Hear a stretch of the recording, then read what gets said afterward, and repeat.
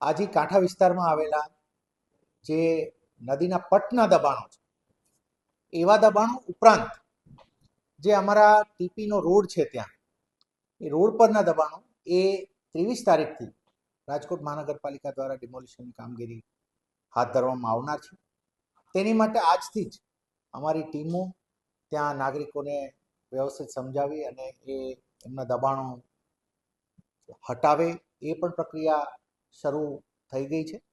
આપને જણાવીએ કે એની માટે જે અન્ય ખાતાઓ સાથે જે અમારે ટાઈપ સરકારના વિભાગો સાથે કરવું પડે, જેમ કે પીજીવીસીએલ છે, તો પીજીવીસીએલથી એમના લાઇટનું આખું ઇન્ફ્રાસ્ટ્રક્ચર હટાવવાનું થાય, તો એ પણ અમારા તરફથી ટાઈપ થઈ ગયું છે.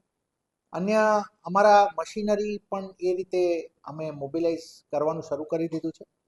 આખી કામગીરીને 7 અલગ અલગ ઝોનમાં વહેંચવામાં આવી છે અને 7 ઉપર ક્લાસ 1 કક્ષાના અધિકારીઓ ઝોન વાઇઝ એમાં મોનિટર કરશે અને એમની પણ વ્યવસ્થાઓ થશે અને એક કંટ્રોલ રૂમ પણ બાજુમાં રહેશે.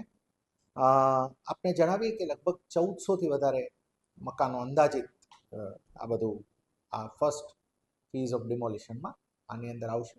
અમારો ધ્યેય છે કે જે ટાઉન પ્લાનિંગનો અમારો સ્કીમનો રોડ છે, ટીપી સ્કીમનો રોડ, એ ખુલ્લો થાય એટલે જંગલેશ્વર માટેનું એક મોટું રોડ નેટવર્કની અંદર એ કનેક્શન આવે, તો એ વિસ્તારમાં ઘણું અમારું જે પ્લાન્ડ રોડ નેટવર્ક હતું એ પણ ખુલે અને એટ ધ સેમ ટાઈમ જે પટ્ટમાં થયેલા દબાણો છે કે જેના કારણે આપ જાણો છો કે 2-3 વર્ષ પહેલાંના ચોમાસા સમયે પણ પાણી ભરાઈ જવાથી અમારા ત્યાં લોકોને જે રેસ્ક્યુ કરવા ઓફિસર્સ ગયા હતા એમને પણ રેસ્ક્યુ કરવા પડે એ પ્રકારની સ્થિતિ થવા પામી હતી.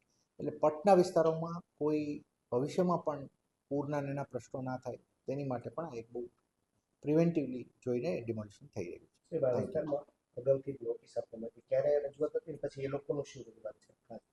નહીં, આ પહેલાં છે ને ખૂબ તમામ ચર્ચાઓમાં થઈ છે. અમારા લેવલે નોટિસીસ પણ અપાયેલી, પછી એના પ્રોસિડિંગ્સ પણ થયેલા અને અંતે એ થયું હતું કે સરકારની સ્કીમ પ્રમાણે જેમને પણ એકોમોડેટ કરી શકાતા હોય તેમને એકોમોડેટ કરવામાં આવે અને જે તે સમયે એ બધા આ પ્રોસેસ થયેલી છે.